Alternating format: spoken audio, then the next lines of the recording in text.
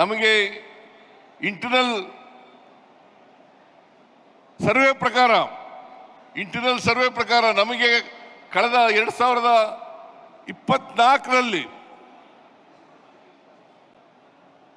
16 ಸ್ಥಾನಗಳನ್ನು ಗೆಲ್ಲಬೇಕಾಗಿತ್ತು.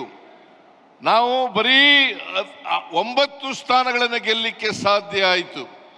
ಇದು ಕಾರಣ ಯಾಕಪ್ಪ ಅಂತಂದ್ರೆ 7 ಕ್ಷೇತ್ರಗಳಲ್ಲಿ ಮತಗಳನ್ನು ಕದೀತಕ್ಕಂಥ ಕೆಲಸವನ್ನು ಮಾಡಿದ್ರು. ಈಗಾಗಲೇ ರಾಹುಲ್ ಗಾಂಧಿಯವರು ನಿಮಗೆ ಯಾವ್ಯಾವ ರೀತಿಯಲ್ಲಿ ಮತವನ್ನು ಕದಿಲಿಕ್ಕೆ ಸಾಧ್ಯ ಆಗ್ತದೆ, ಮಹದೇವಪುರ ವಿಧಾನಸಭಾ ಕ್ಷೇತ್ರದಲ್ಲಿ ಯಾವ ರೀತಿ ಮತವನ್ನು ಕದ್ದಿದ್ದಾರೆ ಅಂತಕ್ಕಂಥದ್ದನ್ನು ಪ್ರಸ್ತಾಪ ಮಾಡಿದ್ದಾರೆ. ನಾನು ಅದನ್ನು ಮತ್ತೆ ಮಾಡಲಿಕ್ಕೆ ಹೋಗೋದಿಲ್ಲ. ಆದ್ದರಿಂದ ಭಾರತೀಯ ಜನತಾ ಪಕ್ಷದವರು ಕರ್ನಾಟಕದಲ್ಲಿ ಯಾವತ್ತೂ ಕೂಡ ಜನರ ಆಶೀರ್ವಾದದಿಂದ ಅಧಿಕಾರಕ್ಕೆ ಬಂದಿಲ್ಲ.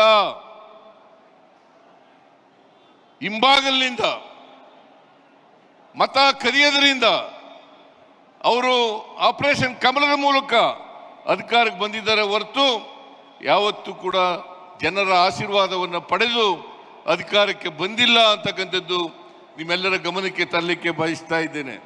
ಅದರಿಂದ ಇವತ್ತು ನರೇಂದ್ರ ಮೋದಿಯವರು ಪ್ರಧಾನಮಂತ್ರಿ ಆದಮೇಲೆ ಈ ದೇಶದಲ್ಲಿ EVM ಅನ್ನ ಜಾರಿಗೆ ತಂದ ಮೇಲೆ ಅದನ್ನ ದುರುಪಯೋಗ ಮಾಡ್ಕೊಳ್ತಕ್ಕಂಥದ್ದು, EVM ಅನ್ನ ಮತ್ತೆ ಮತ ಕಳ್ತನ ಮಾಡ್ತಕ್ಕಂಥದ್ದು, ಈ ಮೂಲಕ ಆಪರೇಷನ್ ಕಮಲವನ್ನು ಮಾಡ್ತಕ್ಕಂಥದ್ದು, ಈ ಮೂಲಕ ಅಧಿಕಾರಕ್ಕೆ ಬರ್ತಕ್ಕಂಥ ಪ್ರಯತ್ನವನ್ನು ಮಾಡ್ತಾ ಇದ್ದಾರೆ. ಇದು ಬರೀ ಕರ್ನಾಟಕದಲ್ಲಿ ಅಷ್ಟೇ ಅಲ್ಲ, ಇಡೀ ದೇಶದಲ್ಲಿ ನಡೆದಿರ್ತಕ್ಕಂಥ ವಿಚಾರ.